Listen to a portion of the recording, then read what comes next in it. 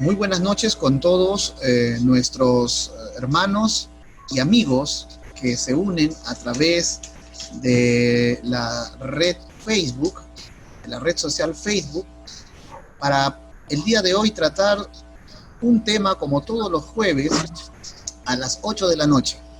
Quiero dar pase y presentar a los miembros de la asociación. En primer lugar, a nuestro director, el coronel Enrique Salazar, quien nos da su saludo de bienvenida. Adelante, Enrique.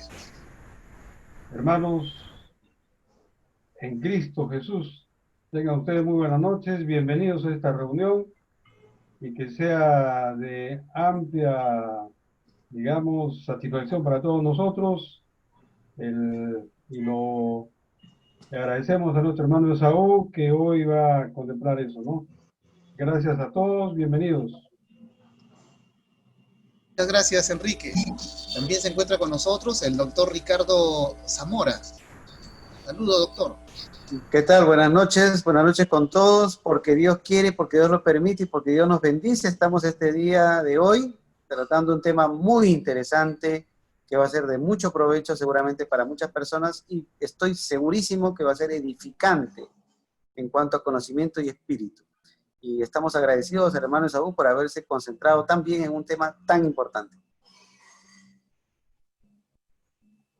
Y por supuesto tenemos el saludo de nuestro orador principal en esta noche, Esaú Espinosa. Adelante, Esaú.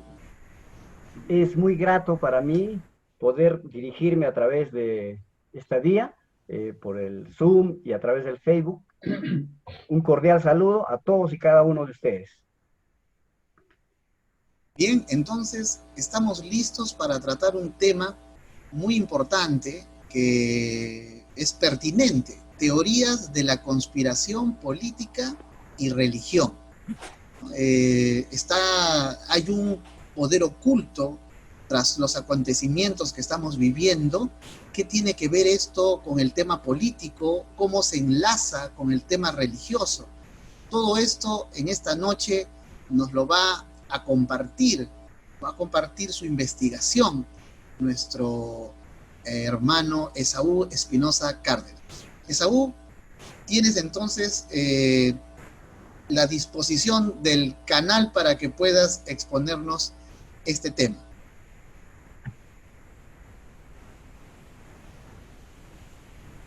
Listo. Ahora sí, estamos ya en transmisión en vivo y esta noche vamos a hablar un tema de suma importancia: las teorías de la conspiración, la política y la religión.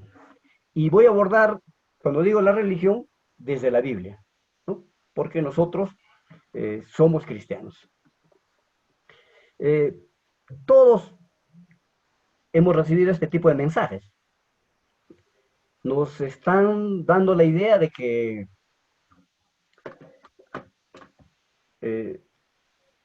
el negocio ha cambiado, los ideales se han abandonado. Es decir, los médicos habrían abandonado el juramento hipocrático y hoy son parte de una red o de una mafia. Por otro lado, se desliza la idea de que el presidente es un títere de los empresarios. Y estos, a su vez, son títeres de los banqueros. Y estos de los bancos muchos más grandes. ¿A cuántos no nos ha llegado WhatsApp donde nos indican que todo esto es por negocio? Y sería prácticamente un engaño. Y ya tenemos que repensarlo. Entonces, por un lado, para algunos pareciera que son inventos, pero cuando vemos las noticias nos damos cuenta que hay una cantidad de indicios sueltos y claro, los agrupan de tal manera que parecieran alguna teoría de la conspiración. Ya en el 2001 se deslizaba de que lo de las Torres Gemelas no era pues un atentado, sino había sido autogenerado por el presidente de ese entonces. También se dice muchas otras cosas de varios acontecimientos mundiales. Entonces, todos hemos visto cómo entre marzo y abril han abundado cantidades de teoría de la conspiración. Yo los he estudiado, ahí está, los he elaborado, los he sistematizado, he indagado, he profundizado. Inicialmente pensé hablar de esto, pero no cabe, vamos a ver en grueso. Como resultado de esto, podemos decir lo siguiente. Estamos viviendo una época convulsa. En eso concordamos todos. Y esta época convulsa tiene su antecedente en la crisis económica que es consecuencia de esta pandemia mundial que estamos viviendo. Entonces, la percepción de los ciudadanos es que los gobiernos realmente no son los órganos que detentan el poder mundial. Las noticias nos cuentan día a día que naciones enteras serían prácticamente juguetes de fuerzas misteriosas. Y estas fuerzas misteriosas las hemos llamado los mercados. Y los mercados serían quienes determinan qué país es rico, qué país es pobre. Determinan también qué personas o qué grupo de personas son pobres y qué ricos.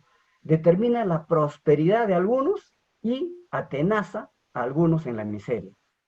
Entonces, en este contexto no parece tan descabellada la idea de que existan tras de todo esto organizaciones en la sombra que estén moviendo los hilos del mundo porque lo hacen por intereses, prácticamente por intereses económicos. Entonces, en este contexto surge la pregunta que nos hacemos internamente cada uno. ¿Y hay dueños del mundo? Y si los hubiera, ¿hasta dónde llega el poder de estos dueños del mundo? Y vamos a ver que a lo largo de la historia de la humanidad, los indicios de quiénes estarían tras de esto o quiénes serían los dueños del mundo, la identidad ha ido cambiando. Entonces pasemos a ver la teoría tradicional. Tradicionalmente se hablaba, primero, se hablaba de las sociedades secretas. Y en estas sociedades secretas, una de las primeras es la de los templarios. Estamos hablando del medioevo. Luego, en el siglo XVII, se habló de los Illuminati, que es un grupo dentro de los masones, quienes habrían llevado a cabo la Revolución Francesa y habrían fundado Estados Unidos con buenos ideales. Pero ahora, pasado dos siglos y medio, estos han cambiado. De actores buenos han pasado a ser malvados, que quieren retener su poder y, bueno, aprovecharse de ese poder y hacer grandes fortunas. Entonces, para otros es simplemente clubes de reflexión, ¿no? Y estos clubes de reflexión, algunos dicen que no son simplemente clubes de reflexión, sino van más allá, son redes de influencia. ¿Y quiénes estarían en este grupo? El Foro Económico de Davos, el Club Bilderberg, se reúnen cada año y estos dos grupos habrían provocado la crisis del 2008, la crisis inmobiliaria bancaria del 2008, y habrían generado esta pandemia. Bueno, lo que sí tenemos claro ahora en la actualidad y lo que se ha demostrado es que los bancos tienen un poder tal, no el banco pequeño, ¿no?, sino los bancos mundiales tienen un poder tal. Entonces, vamos a profundizar en esto, en estos dos temas. ¿Por qué? Porque nos han dividido.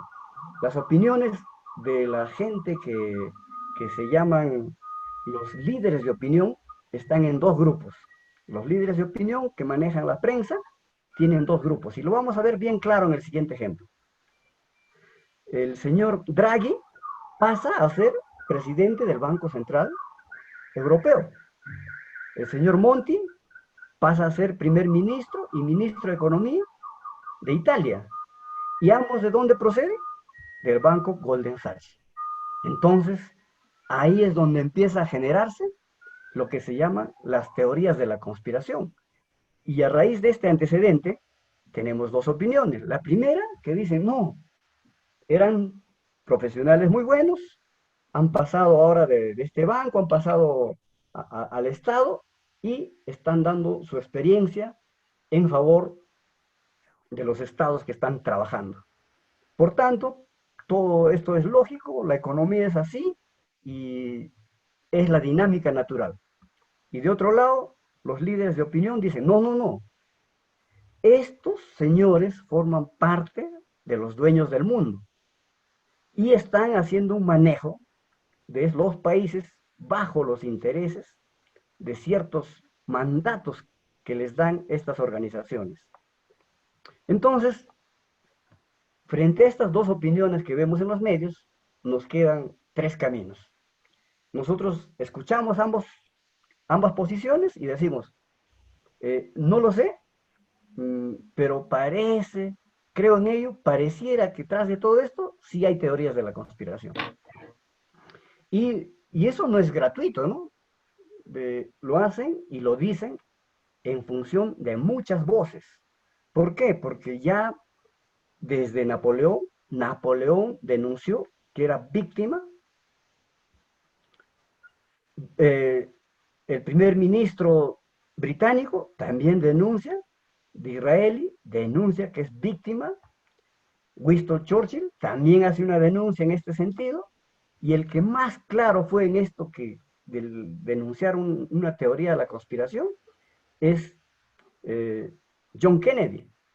Él, siendo presidente, en 1961 da un discurso, y el discurso dice así: porque en todo el mundo nos oponemos a una conspiración monolítica, despiadada, que se basa principalmente en medios encubiertos para expandir la esfera de su influencia.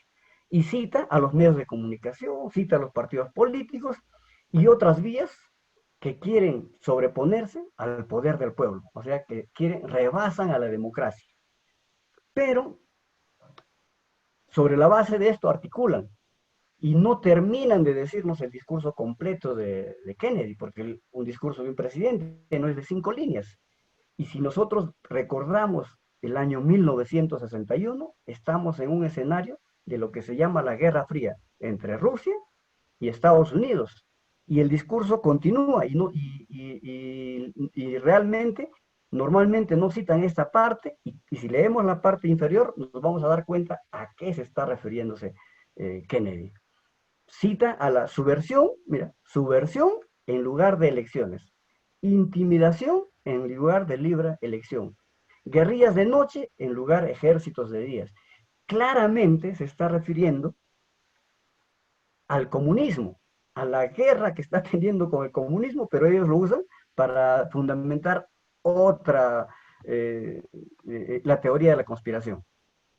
Entonces, en lo que sí la gran mayoría de gente estamos de acuerdo, es de lo mínimo que se trata todo esto, es de que tras de esto hay grandes lobbies. Y eso concordamos todos, lo hemos visto con esta pandemia, acá en Perú, en todas partes del mundo, en los gobiernos locales, en las canastas que han tenido que repartir los municipios, los gobiernos regionales, se les ha transferido fondos para que implementen los hospitales y ya vemos todo lo que han hecho, los gobiernos nacionales. Entonces, totalmente cierto que existen grandes lobbies, que pareciera que mueven los resortes de la democracia, ¿no es cierto?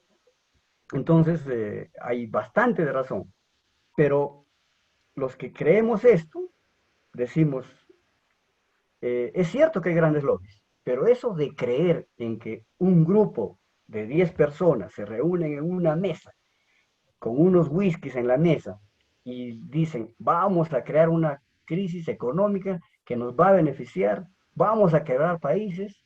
¿Por qué? Porque estas teorías de conspiración se reducen a dos cosas concretas: que están buscando a cada ciudadano ponerle una vacuna y dentro de la vacuna un chip para después manipularlos y diezmar a la población. Pero esto de diezmar a la población es en sentido contrario, porque diezmar es de 10, 1, ¿no? En este caso es a la inversa. Ellos proponen que de cada 100 ciudadanos quieren matar a 90 y van a quedar solo 10. reflexionen, ¿no? Yo les pido reflexión a los cristianos. Entonces, la tercera forma en que pensamos es, todo esto es lógico y solo es paranoia de algún tipo de gente que cree que tras de esto hay una conspiración. Y ellos fundamentan con dos argumentos fuertes esto, ¿no? Dicen así: estamos dentro de la tercera etapa de un proceso que se llama la revolución industrial, y la revolución industrial en lo económico es un proceso cíclico que tiene momentos de expansión económica que produce tiempos de grandes bonanzas. Y estos tiempos de grandes bonanzas vienen interrumpidos por una crisis. Entonces, por lo tanto, este es solamente un proceso dinámico en el cual no se puede decir que es controlado pues por 10 señores. ¿Por qué? Porque cuanto mayor crecimiento económico hay, los lugares donde se decide el poder se multiplican. Y con la mundialización, estos lugares de poder se han multiplicado mucho más. Es decir, que no pueden decidir en la economía mundial ni siquiera 10 países, ni siquiera 10 personas. Son muchos actores y se han multiplicado las decisiones. Entonces, es bueno en este punto tener en cuenta el concepto. ¿Qué es conspiración? El diccionario de la Real Academia dice: acto de conspirar contra un superior o contra un particular, y que viene del latín conspirare, y tiene 4 acepciones. La primera es unirse contra un superior o contra un soberano. La segunda es unirse contra un particular para hacerle daño. La tercera es un grupo de personas concurren con un mismo fin y miran que no están concertados entre ellos. Y la cuarta acepción es convocar y llamar a alguien a su favor. Entonces, vemos que el concepto es muy amplio y ahora tenemos que pasar a la reflexión. Yo quiero citar 4 ejemplos y con esto vamos a pasar ya al tema de la Biblia y al tema de la teología. En su libro La riqueza de las naciones, que lo publicó Adam Smith en el año 1776, dice algo bien interesante. Dice él: los comerciantes del mismo gremio rara vez se reúnen. Y cuando estos comerciantes se reúnen, siquiera para pasar un buen rato, pero ni bien están pasando el buen rato, esta reunión que hacen no termina sin que hayan conspirado contra el público. Y esto se va a notar en la subida de precios. Estamos en 1776, Adam Smith. Y ahí está en la página 185. Por tanto, concluimos que es cierto, las conspiraciones existen. Y quiero recordarles a los que recurrimos a la Biblia.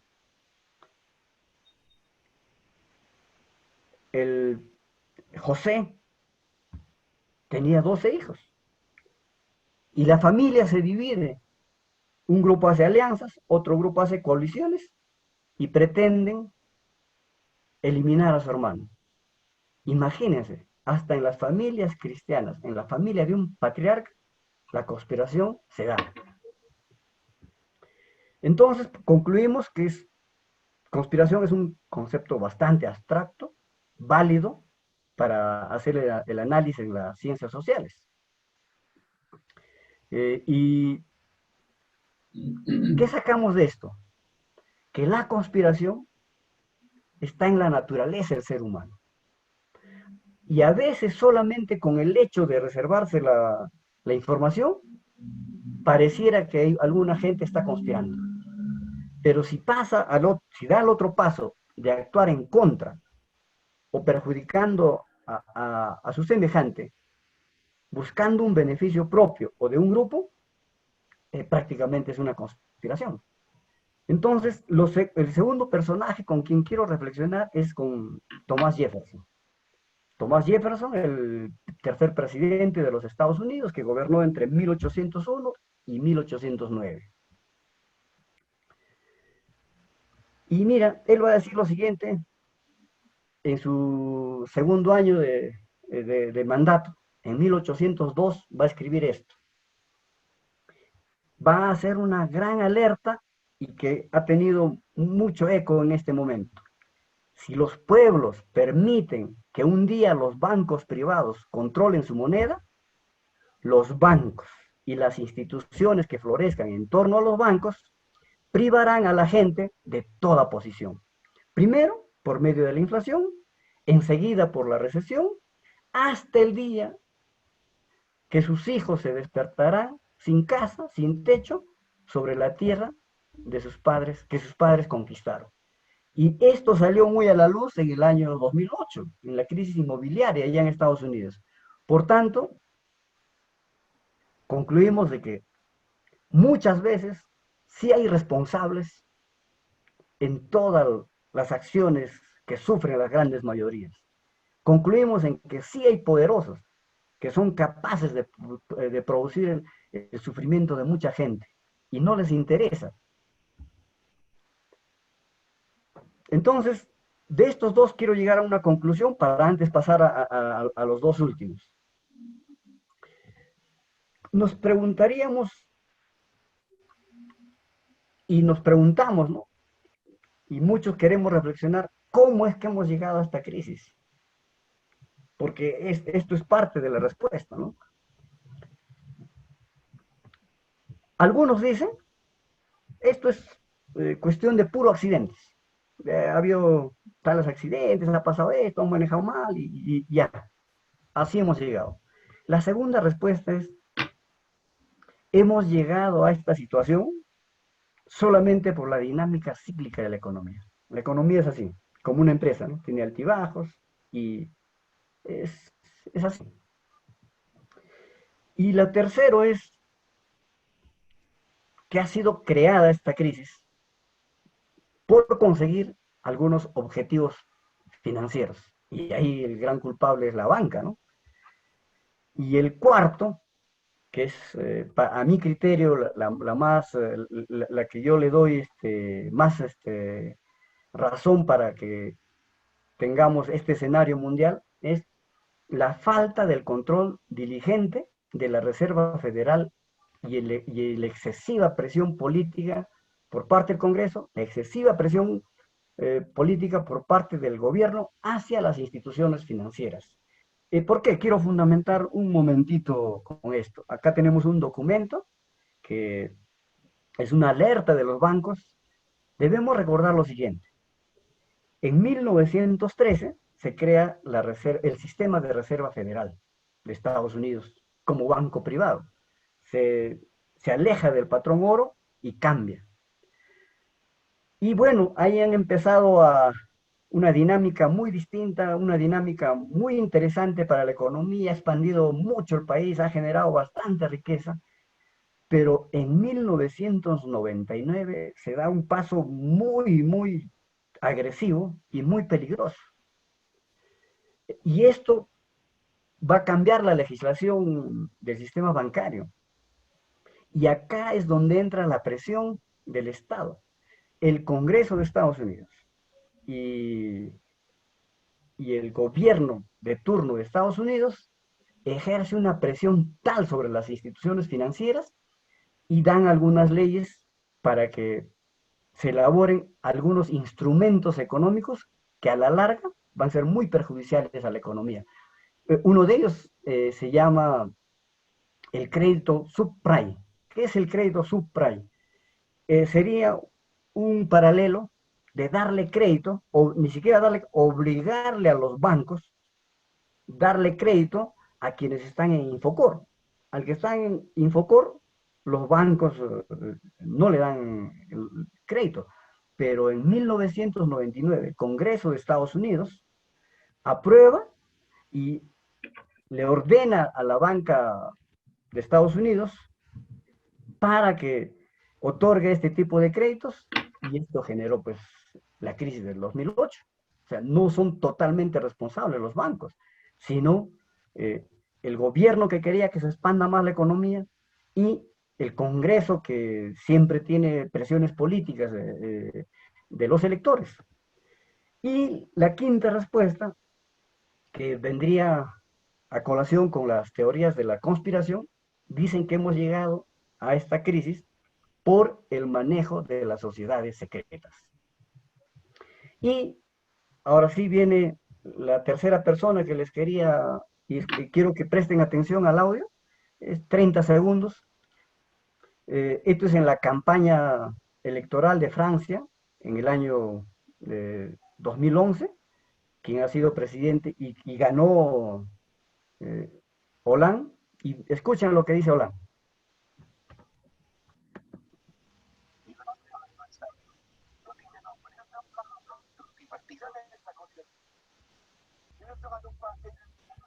Sube un poco de volumen, no se escucha.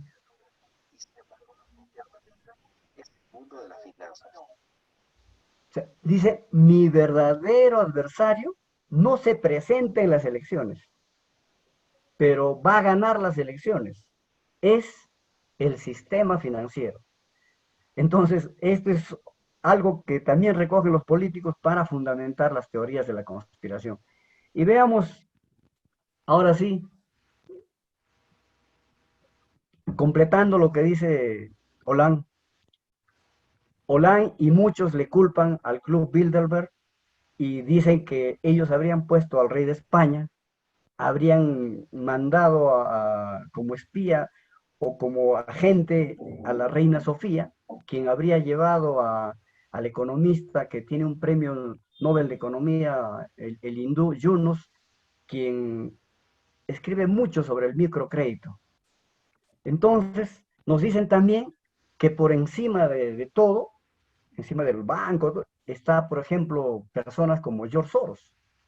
Y ellos califican de que lo que tenemos ahora en el escenario mundial ya no son democracias, sino es una corporotacracia. O sea, el gobierno de las corporaciones. ¿Por qué dicen eso? Porque han sacado que hay 43.060 transnacionales, de las cuales solo 737 transnacionales controlan el 80% del movimiento económico mundial. Entonces, ahí están los indicios que ellos creen encontrar y fundamentan sus teorías de la conspiración. Reflexionemos ahora. De esto no hay duda. Estamos viviendo un momento de turbulencia económica y social que no solo es local, es mundial. Es la primera vez que sí es mundial. Y tenemos que preguntarnos, ¿qué le corresponde hacer al cristiano? Y hay varias respuestas, ¿no? El cristiano solamente tiene que sentarse y llorar. El cristiano tiene que levantarse y reaccionar, como lo hacen otros, ¿no? Por las redes, hacen. O tienen que unirse y salir a protestar. Para algunos es tiempo de actuar. Pero si escucháramos a Salomón en su libro Eclesiastés, en el capítulo 3, ¿qué nos dice? Todo tiene su tiempo. Todo lo que se quiere debajo del cielo, dice, tiene su hora, dice, ¿no? Entonces, nos preguntamos, ¿es tiempo de actuar o tiempo de reflexionar? Porque si tú actúas como un resorte, tienes serios problemas, ¿no es cierto? Previo a la actuación, tiene que haber una reflexión. Y nosotros como cristianos, tenemos que acudir, antes de reflexionar, a un salmo. Y este salmo es interesante, ¿no? Y tenemos la confianza en que Dios es nuestro amparo y Dios es nuestra fortaleza. El Salmo 46. ¿Y el Salmo 46 qué dice? Bramaron las naciones, titubearon los reinos. Pero la certeza, ¿cuál es? Jehová de los ejércitos está con nosotros. Puede haber este tipo de conspiraciones, pero sabemos que Jehová de los ejércitos está con gran parte de la humanidad. Recordemos también al profeta Joel. Él habla de la misericordia de Jehová. Y mira, va a decir algo bien interesante, Joel. Por eso, pues, Ahora dice Jehová, convertíos con todo tu corazón, con ayuno, lloro, lamento. Rasgad vuestros corazones, vuestros vestidos, y convertíos a Jehová vuestro Dios. Entonces, desde mi punto de vista, es tiempo de reflexionar. Y debemos hacer 3, 4 cosas. Debemos renunciar a depender de los medios de masa, porque solo nos provocan confusión. Sabemos que su razonamiento está orientado a algo. Es necesario que revisemos y podamos establecer nuestra cosmovisión. Pensar globalmente y pensar desde nuestra fe y desde nuestra Biblia. Pero tenemos que tener la certeza, esta reflexión y revisar nuestra cosmovisión, teniendo la certeza de que sí, es cierto, hay estructuras económicas y sociales que están descontroladas. Y ahí hay una gran tarea. Ahí hay una gran tarea. Finalmente, tenemos que ser conscientes de que enfrentamos una crisis mundial, y lo digo en estos términos, provocada por la estupidez humana y provocada por el egoísmo humano. Quiero que recuerden 3 puntos. Todos sabemos que estamos llevando al límite al planeta. Pareciera que el ser humano busca la destrucción de la civilización. Y ya Romanos 8:22 nos advierte de eso. Nos dice que la creación gime. La creación misma gime, dice, ¿no? Y segundo, tenemos que buscar que los gobiernos eviten la depredación del planeta. Tercero, tomar conciencia con qué finalidad hemos sido creados. Si bien es cierto, en Génesis 1:28, Dios nos entrega para que los seres humanos podamos administrar esta tierra, que es su creación, no es,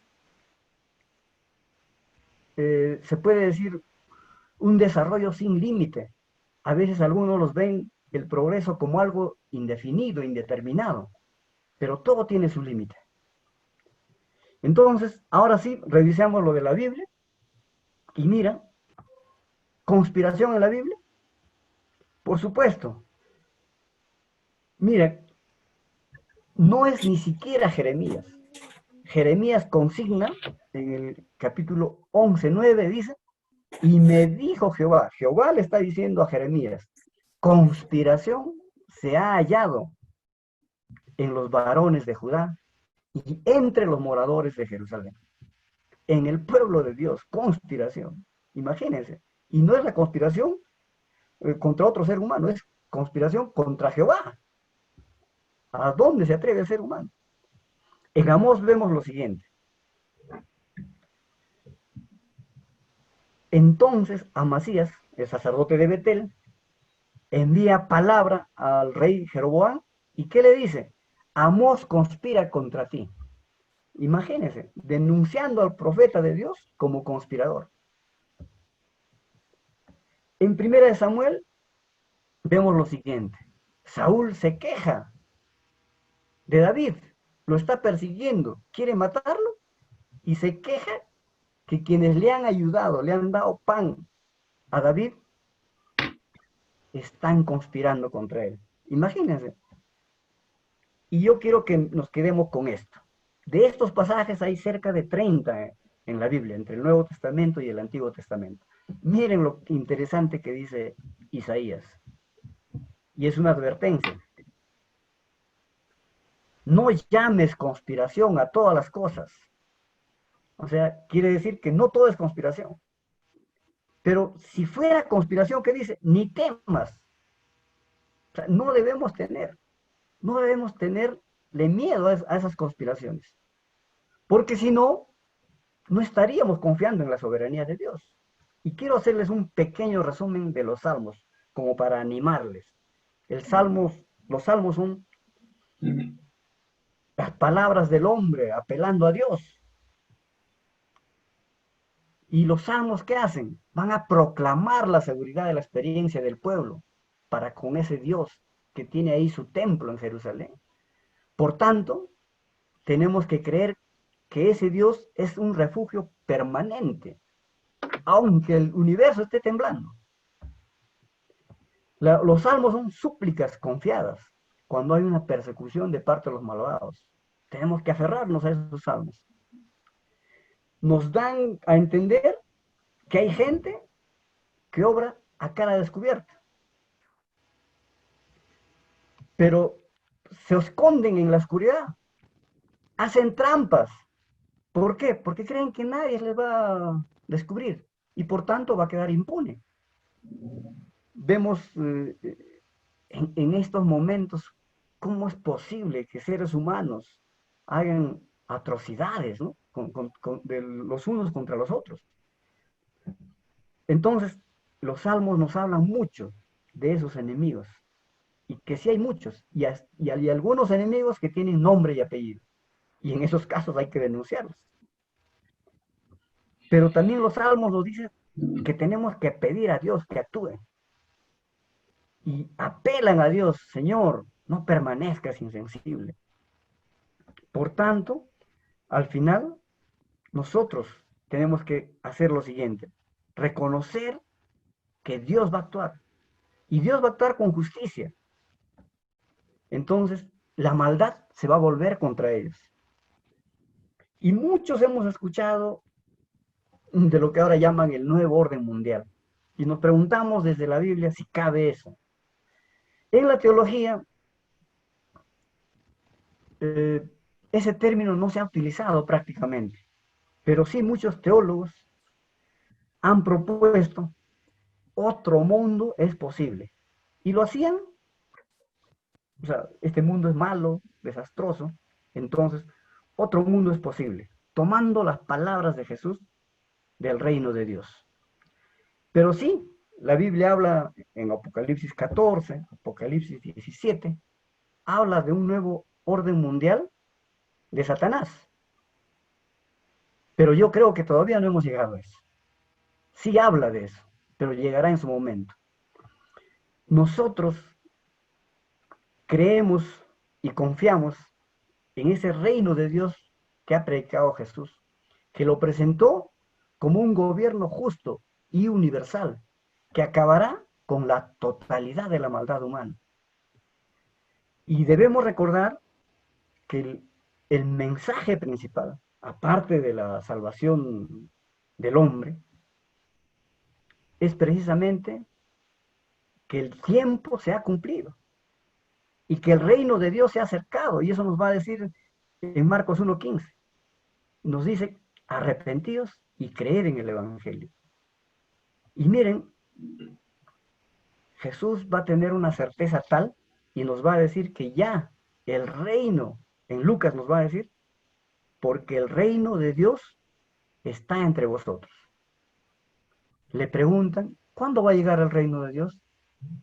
Desde el momento en que en la historia de la salvación Jesús irrumpe en la humanidad, el reino de Dios se ha acercado. Y ahí va a decir claro: porque el reino de Dios está entre vosotros.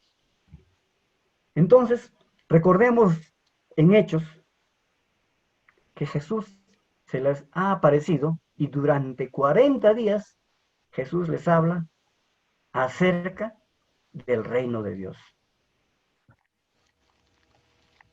Para algunos, este nuevo orden mundial que esperan es lo que está en la Biblia: los cielos nuevos y tierra nueva, está en Apocalipsis 21, y tiene su antecedente en Isaías 65, del versículo 17 hasta el final.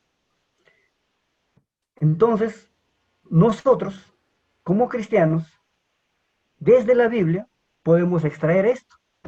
Sí es cierto que va a haber un nuevo orden mundial que Satanás quiere imponer, pero también es cierto que Dios ha venido a inaugurar no precisamente lo que dice acá, un nuevo orden mundial, sino lo que los teólogos llamaban otro mundo es posible. El reino de Dios se ha acercado. Y desde la teología podemos decir lo siguiente: hemos hecho un recuento bíblico y hemos hecho desde los salmos, porque necesitamos la confianza, necesitamos aferrarnos a las promesas de Dios. quiero que recuerden todos lo siguiente. En alguna medida, todos los cristianos creemos en algún tipo de predestinación. No hay lo que en la teología se dice la doctrina de la predestinación, porque a veces lo simplificamos simplemente al calvinismo, ¿no? Pero en alguna medida todos los cristianos creemos en algún tipo de la predestinación, porque en Jeremías nos dice que nos ha elegido desde antes de la fundación del mundo. Y recordemos que cada teólogo, cada gran maestro cristiano, ha tenido que enfrentar en algún momento de su carrera teológica o enseñando el tema de la predestinación, como en este caso. ¿No es cierto? Nos preguntamos, ¿la pandemia estaba predestinada? Es decir, ¿Dios lo ha decretado? ¿O la maldad del hombre, el libre albedrío del hombre ha hecho de que esto aflore y simplemente Dios lo ha permitido? Pero lo concreto es que el tema de la predestinación, Pablo lo va a desarrollar claramente en la carta de Romanos en el capítulo 8 y en Efesios en el capítulo 1. En conclusión, podemos decir que todos los cristianos en lo que concordamos es que el hombre no puede ser salvo fuera de la gracia de Dios. Ambos, de cualquier doctrina cristiana, creemos que el hombre solo se salva por gracia de Dios. Y concordamos también en que el ser humano solo tiene dos destinos, no hay otra posibilidad. Finalmente va a encarar el cielo o el infierno, es decir, o está en estado de salvación o está en estado de condenación. No hay otra alternativa. Todos los cristianos también concordamos en que Dios es soberano.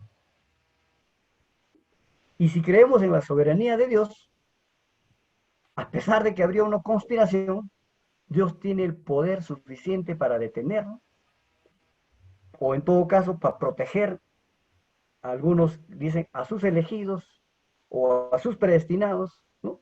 Pero Dios tiene ese poder, porque los cristianos creemos que no hay moléculas sueltas en el universo. O sea, es decir, tiene una finalidad.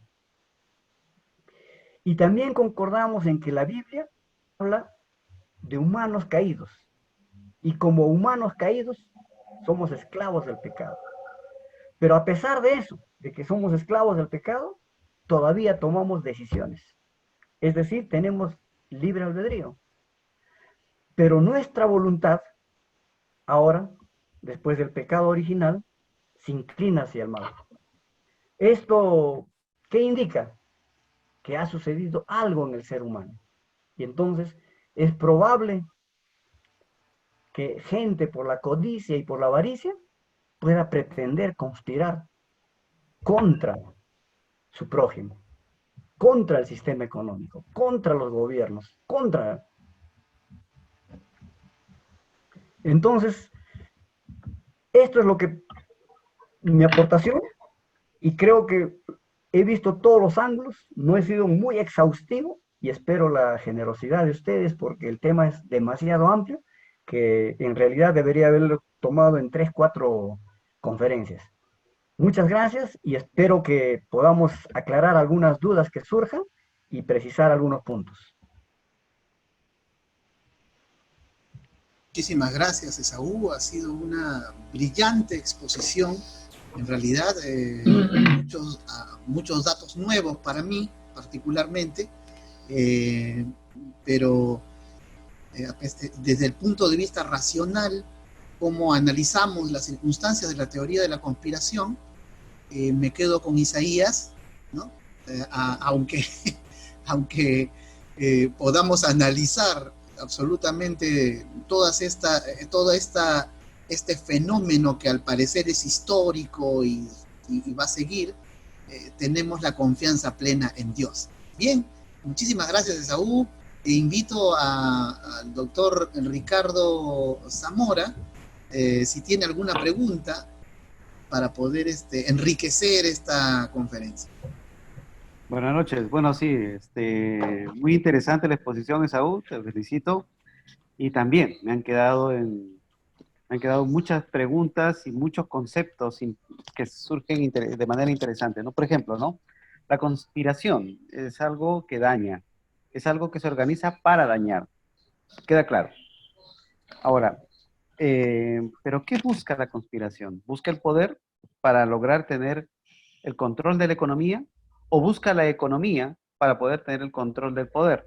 Es básicamente una pregunta filosófica, pero esa pregunta que también te pido que por favor me la atiendas y me lleva a otro razonamiento. Entonces, sea uno u otro, quiere decir entonces que la conspiración se apoya en una sociedad corrupta, porque de otra manera no podría existir. Porque una sociedad corrupta es aquella que se acomoda a la situación del beneficio particular de cada uno, desde pasarte la luz roja hasta sobrecostos de un tornillo que vale un sol a 25 soles, o de un menú que vale 10 soles a 35, ¿no? Que es un ejemplo muy cercano.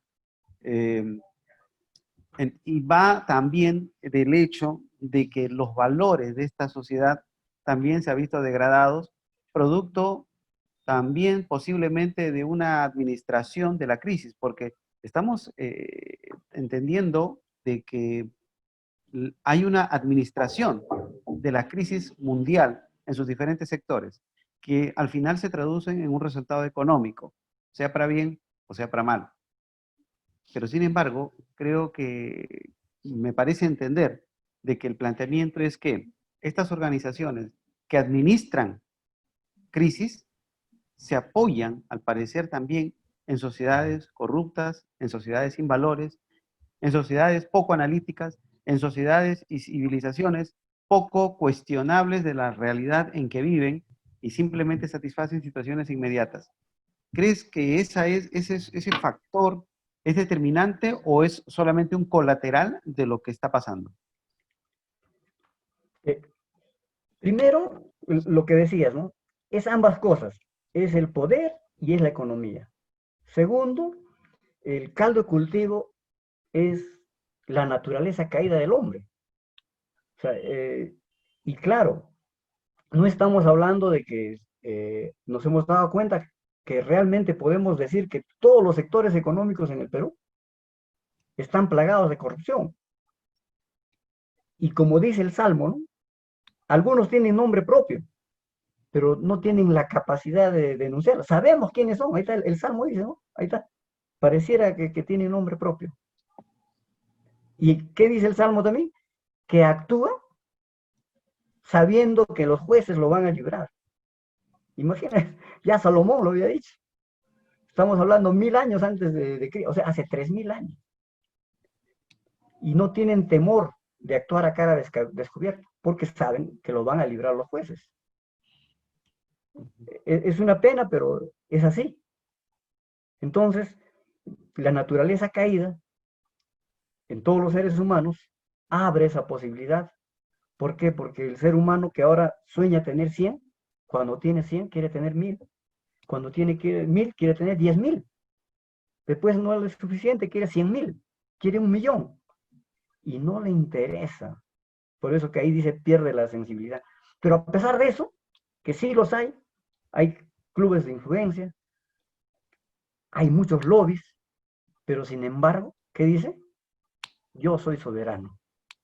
Y confiamos en que este soberano va a actuar en la medida de que un grupo de cristianos tengan la fortaleza y el coraje, así como David se enfrentó a un rey, así como Amós se enfrentó a otro rey, y esa es la tarea del cristiano.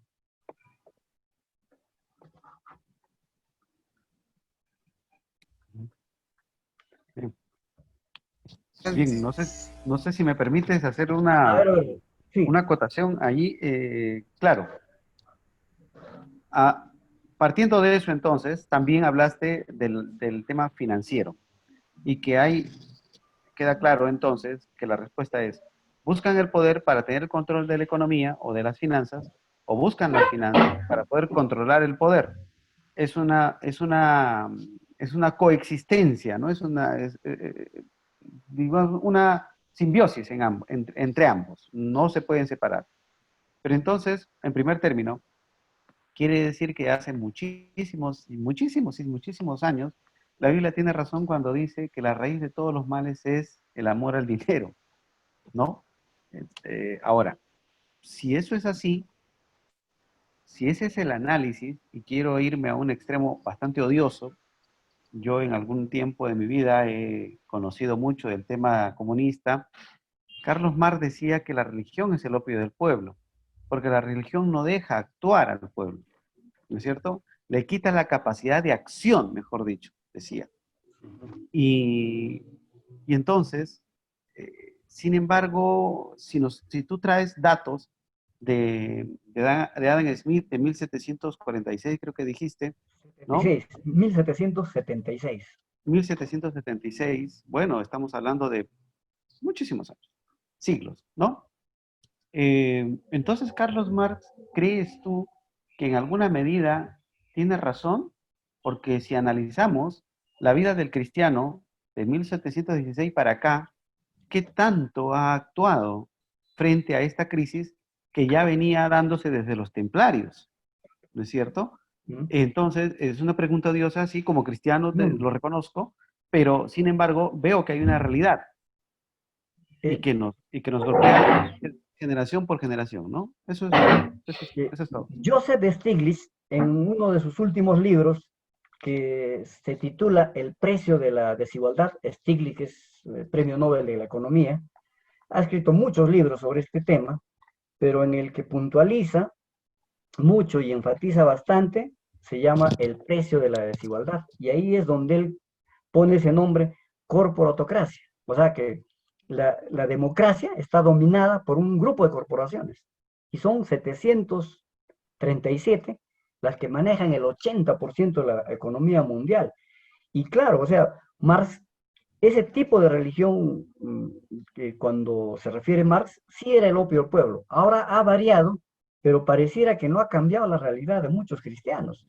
Recordemos que él escribe en el Manifiesto Comunista, en 1948, y él dice, un espectro recorre, ¿no?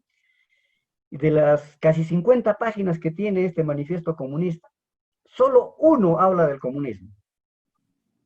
La primera cara es la introducción, uno habla del comunismo y las 48 páginas restantes es una crítica denodada al capitalismo. Y claro, pareciera que lo ideal es desaparecer el capitalismo, pero no es tan simple. ¿Por qué? Porque está lo que tú decías, el principio, y la Biblia lo dijo, Pablo lo dejó bien claro, el principio de todos los males es el amor al dinero, porque cuando Jesús dice el reino de Dios se ha acercado, él está hablando que es posible construir comunidades que nos veamos como prójimos, pero por la plata, ya no es su prójimo. Rompe el equilibrio que Dios vino a incorporar en la humanidad. Cuando dice el reino de Dios se ha acercado, Él ya dejó todos los valores necesarios para que podamos vivir dignamente a los ojos de Dios. Pero eso no pasa, se rompe por el amor al dinero. Gracias, Esaú, por tus respuestas. Tenemos también entre nosotros la presencia del pastor Jesús Rivera, a quien invitamos a hacer una reflexión sobre el tema. Pastor Jesús Rivera.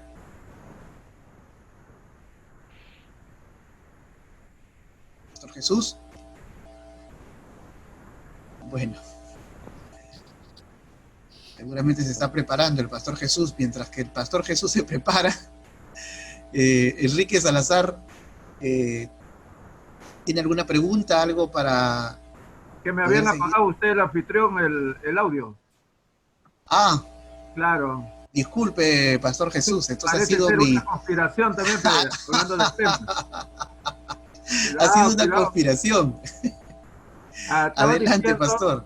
permítame, estaba diciendo, felicito a Esaú por su esfuerzo de haber investigado un tema tan actual, tan importante, pero escuchando su exposición, abordo su exposición yo desde dos enfoques, ¿no? He visto que él maneja todo el tema sobre dos ejes, ¿no?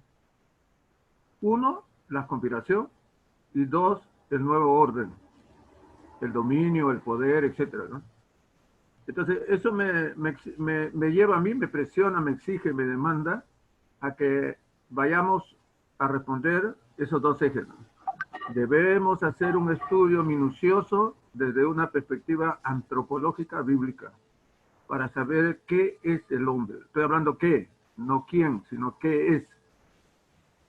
Antes de la caída y después de la caída. Y después de la caída vemos que el hombre está afectado por el pecado, como él muy bien ha hablado del libre albedrío, predestinación. Está afectado por el pecado y en el ser humano hay grandeza y hay miseria. Hay virtudes y hay maldad, ¿no? Entonces, tenemos que conocer eso, porque el doctor Ricardo hace una pregunta, ¿por qué actúa el ser humano? Y es una pregunta muy válida, pero contestando con la Biblia, entendemos que el ser humano tiene capacidad moral, ¿no? Es un ser social, sabe distinguir entre lo que es bueno y lo que es malo. Entonces, tiene la libertad de decidir qué hacer. Y ahí entra otro enfoque teológico. Tendríamos que mirar de qué manera Dios lo coloca al hombre en esta creación. Y la Biblia responde que el hombre es un administrador o es un mayordomo que maneja los recursos. Entonces, si es un mayordomo, Dios es el dueño, Salmo 24, 1, 2, ¿no? La economía, Ageo 2:8, mío es el oro, mío la plata, ya está. Él es el creador. Entonces, ¿yo cómo lo manejo? Porque soy simplemente un administrador. El incrédulo, el creyente, todos somos administradores. Lamentablemente hay ciertos grupos de personas, como lo ha mencionado Esaú, que manejan bajo una conspiración, ¿no? La ambición al poder, a la fama, al dinero, que eso no nos exime a nosotros, ¿eh? Todos queremos ser el número uno. Nos hemos olvidado que los valores y principios de la cristiandad es que no busquemos ser el uno, sino el último. Porque los valores en el cristianismo se invierten. Si yo soy el primero, a Dios no le va a agradar. Pero si soy el último, el humilde, a ese le va a agradar a Dios. Y que Dios nos ha creado para servir a todos, por igual. Para amar a nuestro prójimo, ser generoso, compartirse, etcétera, etcétera, bondadoso, amoroso, etcétera, justiciero, ¿no? Y el otro es que debemos responder al nuevo orden desde un punto de vista escatológico. Muy bien lo dice Jorge, ya es una mascarilla el hecho de que haya un nuevo orden, entre comillas, y Saúl lo ha enfatizado bien, no es otra cosa que poco a poco nos están metiendo la careta de lo que va a ser el gobierno del anticristo, ¿no? Vendrá con diferentes facetas porque es un proceso, todavía nos está avisando, nos dan la luz ámbar, ¿no? Dios nos está dando una luz ahí de advertencia, no es simplemente ahora reflexionar, yo creo que no debemos mantenernos pasivos. Así como la apostasía viene, la sociología dice que viene algo extraño, la teología dice sí, viene la apostasía, ¿no? con el anticristo de Yahweh.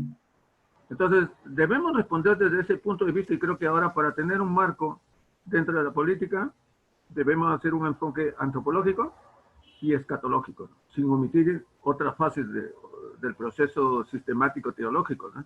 Pero es una pregunta porque yo creo que la conspiración no solamente afecta a la sociedad, afecta a la iglesia. Porque si yo ambiciono ser el uno, busco el poder, ¿por qué busco ser el uno? ¿No? ¿Por qué? ¿Por qué tengo que buscar? Si hasta las leyes humanas, el artículo, si no me equivoco, Ricardo, me corriges, Código Civil, en el artículo 80, soy medio tinterío, el artículo 80 habla que la asociación es un grupo de personas naturales o jurídicas que se reúnen sin fines de lucro. Y creo que ahí también deberíamos mirar el aspecto de la conspiración dentro del ambiente eclesiástico. Porque la ambición y el poder no solamente está en las iglesias pentecostales, no pentecostales, en la apostólica, en la profética, está en todo lugar. En toda sociedad humana está el lugar. Lo que yo noto que a través de la historia, la religión y la política siempre han ido de la mano.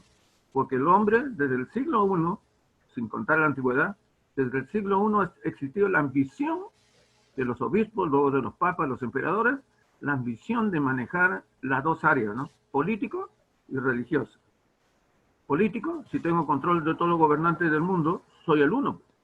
Y si manejo todas las religiones, soy el uno. Entonces ahora entiendo por qué la ambición del Papa, ¿no? Sobre el ecumenismo. Entonces, ¿por qué están preparando el camino para que venga el anticristo y tome poder a nivel mundial, político y religioso? Tenemos, creo que ya, con la rapidez que la urgencia nos demanda, debemos meditar, ¿no? Ya con un marco más sólido, más fundamental sobre la política. Y quiero hacer mención antes de terminar, para no abrumar con mi extensa intervención, y recordar que hasta el siglo XV, la teología, por no decir la religión, la teología, la filosofía y la ciencia iban de la mano. Lamentablemente, con el pensamiento renacentista, la ilustración, poco a poco se fue desligando y cada área de la ciencia interviene sola, ¿no? Antes la religión era el eje, el axil que daba la respuesta a todas las cosas. No hay ciencia sin marco ético, y eso lo daba la religión. Lamentablemente ahora hace cada uno lo que quiere, ¿no? La ciencia, la ética, ¿no? El arte, ¿no? La economía, todos trabajan sin marcos moral, ¿no? Marco ético-moral, no tienen. Y nosotros deberíamos tener, aparte de un marco teológico, ¿no? Eso nos lleva a ser más sensato, más reflexivo, más objetivo, porque la política no es otra cosa que buscar el bien común. Y la política hoy se ha viciado, ¿no? Por ejemplo, si vemos al presidente de Venezuela, él no ve lo que todos ven, ¿no? Él es demócrata, es el 100% demócrata, etcétera, etcétera, ¿no? Ya está adelantando las elecciones, ya toda su gente está tomando mando ahí. Ese es un típico de teoría de la conspiración, ¿no? Entonces, ¿hasta cuándo podemos estar ahí? Yo creo que la única respuesta es la fe cristiana. Gracias, Jorge. Muchísimas gracias, Pastor Jesús. Creo que Saúl quiere añadir algo, ¿eh? Algo pequeño. Sería interesante abordar este tema desde el punto de vista que ha propuesto el Pastor Jesús Rivera, que es uno de los teólogos connotados que tenemos la suerte de tenerlo en la organización. Y solamente, claro, es cierto, ¿no? El ser humano es una unidad de una parte material y otra espiritual. Pero, como bien lo ha dicho, desde el Renacimiento, con las luces de la razón, ha dejado a un lado la parte espiritual.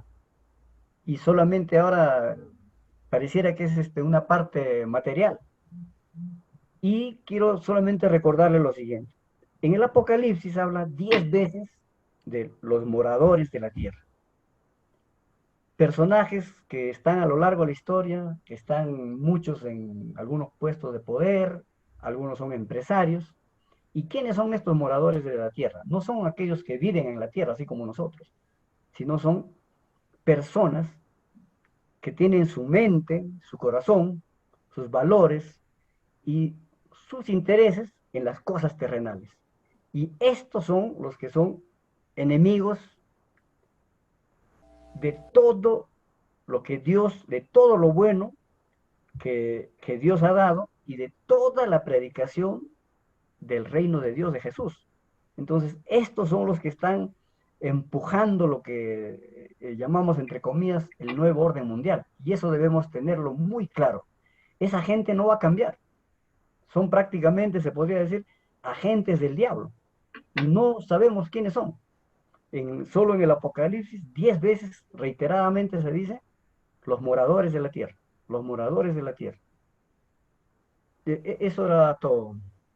Muchas gracias, Esaú. Y antes de darle pase, seguramente al coronel Enrique Salazar, seguramente nos va a traer un aporte bíblico. Yo quisiera hacerte una pregunta, Esaú, porque te escuchaba y en parte de tu ponencia explicabas que esto, en algunos casos, los investigadores lo tratan como poderes aislados. Y hasta qué punto podría ser, de repente, no solamente un único poder conspirativo, ya que, por ejemplo, Oppenheimer, este periodista argentino, ya en el año 2012, hablaba justo para el 2020 el advenimiento de China como la superpotencia del mundo.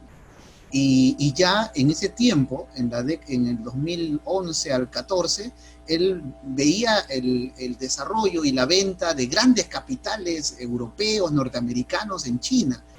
Pero se me hace difícil pensar que China, teniendo un régimen político tan vertical, esté influenciado por un solo grupo de poder y que los chinos no pretendan tener también otro grupo de influencia. O sea, allí, ¿cómo observas ese panorama de enfrentamientos conspirativos, digamos,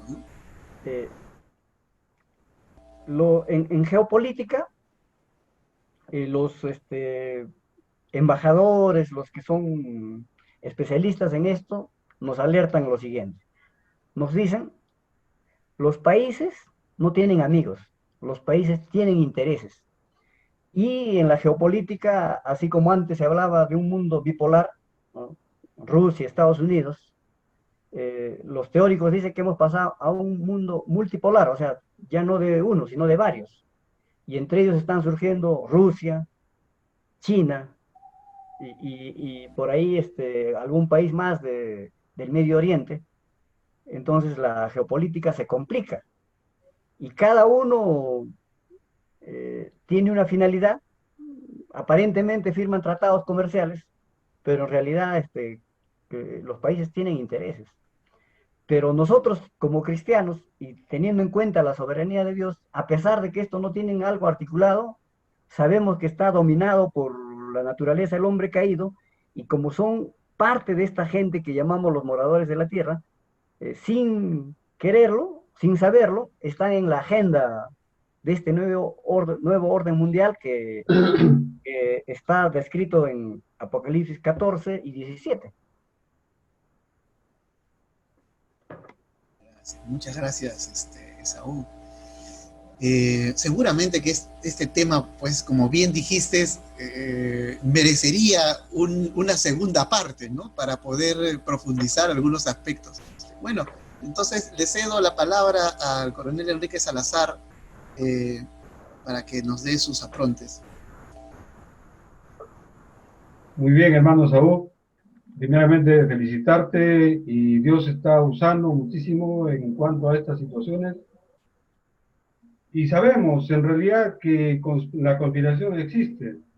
Hay sociedades secretas, según ellos, vamos a poner entre comillas secretos para ellos, porque para Dios no hay nada secreto, ¿no? Él está por encima de todos los poderes que pudieran haber. Y en ese aspecto vamos a hablar lo que es a la luz de la Biblia, ¿no? En realidad, la misma Biblia dice que conoceréis la verdad y la verdad os hará libres, ¿no? También dice que nosotros no nos dejemos engañar, por eso también tomo ese punto de Isaías, donde dice que no llamemos conspiración a todo lo que viene, porque en realidad para Dios no existe ninguna de esas situaciones, porque Él lo sabe todo, ¿no? Entonces, desde ese punto de vista, también vamos a ver el problema es de que lamentablemente no se lee la Biblia. Sobre todo, bueno, nosotros como cristianos lo leemos hasta donde nos podemos enterar de alguna situación, pero en realidad, como dice la palabra, no os dejéis engañar de nadie, ¿no? Entonces, ahí viene la situación de que mientras nosotros, y sobre todo el mundo secular, no entienda, desde luego, no se va a dejar engañar, mejor dicho, porque esa es la figura de Satanás, ¿no? ¿Quién viene a engañar? Satanás, a matar, todas esas cosas. Y justamente esa gente que se cree, digamos, sociedades secretas, en fin, está justamente llevado a eso. Entonces, acá nosotros tenemos que ver lo que dice la palabra, ¿no? Según Pablo, cuando habla en 1 Corintios, ¿no? 2:14, y dice, pero el hombre natural no percibe las cosas que son del Espíritu de Dios, porque para él son locura, y no las puede entender porque se han de discernir espiritualmente. Entonces, lo que tú has hecho efectivamente un estudio, justamente ¿por qué? Porque el espíritu te ha guiado, te ha orientado, nos damos cuenta de esa naturaleza. Pero el hombre que no lee la Biblia, el hombre natural no se da cuenta de estas cosas. Y tú dijiste muy bien hace un momento, hablamos, decimos, vemos de repente por ahí, pero ¿qué hacemos? Solamente nos quejamos. Tenemos que actuar, y para eso justamente Dios está de por medio, y para eso levantó a los grandes hombres, Abraham, Moisés, y todos los que conocemos, ¿no? El mismo Daniel, por ejemplo, que también hizo política en un pueblo desconocido, en un pueblo que era netamente, pues, contra de Dios, ¿no? Igual que sucedió con José. Entonces, nosotros tenemos que ir a eso. Y con respecto a eso, no sé qué opinión tienes con esa situación, como te digo, que tiene que haber espiritualidad. ¿Por qué? Porque vemos ahora, por ejemplo, con esta cuestión del coronavirus que ha sucedido, vemos lamentablemente a las autoridades que tratan de hacer algo, pero por su propio esfuerzo. Si algo pudieran del espíritu, sería diferente, pero lamentablemente no lo hacen, porque el mundo secular, lamentablemente, como te digo, no lee la Biblia. Y deberían enterarse de esta situación, porque ahí dice, si conoceréis la verdad y la verdad os hará libre, y esa es la pura realidad. A ver, hermano, adelante. Bueno, les dejo con la siguiente idea. A mí, desde adolescente, me han fascinado los profetas y siempre he encontrado respuesta en ellos. Y quiero que se queden con este pensamiento. Muy bien lo has descrito, Enrique. No podemos quedarnos apacibles. Y mira, Jeremías es llamado, él no quería, porque sabía que el pueblo era duro de servir, dice, y duro de corazón. ¿Y qué le va a decir Dios? En Jeremías 1:10, mira que te he puesto en este día sobre naciones, sobre reinos, para arrancar y para destruir, para arruinar y para derribar. ¿Y cuál es la finalidad de todo esto? Para edificar y para plantar. Y nosotros tenemos que edificar y plantar la prédica de Jesús, que es el reino de Dios se ha acercado.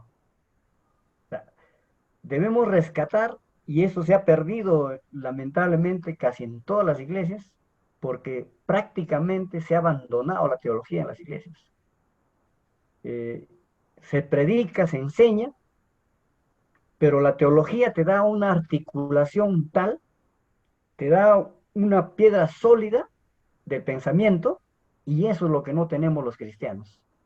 Porque yendo así con firmeza, a veces decimos, el hermano tal es tal. No, desde la teología solamente hay dos posiciones, ¿no? O sea, los que somos teístas, o sea, los que creemos en Dios, confiamos en la soberanía de Dios, y el que no confía en la soberanía de Dios simplemente no es teísta. No sé si llamarles ateo, pero están lejos de eso. Entonces, volvamos a la Biblia, profundicemos en ella, atrevámonos a tener una teología, y eso va a estructurar una cosmovisión cristiana correcta y va a guiar nuestro actuar y nos va a llamar a amar y desear que en este mundo se implementen los valores de lo que Jesús llamó el reino de Dios. Y eso es lo que nosotros queremos para nuestros semejantes. Jesús nos dice, el reino de Dios se ha acercado. Esa es la semilla que espero que sea plantada esta noche en cada persona que está siguiéndonos por el Facebook. Gracias. Amén. Muchísimas gracias, y creo que pues has cerrado con broche de oro en esta última reflexión, Esaú. Me queda así la sensación de que tiene que haber una segunda parte sobre este tema, abundar algunas otras precisiones que por ahí pueden haber quedado pendientes.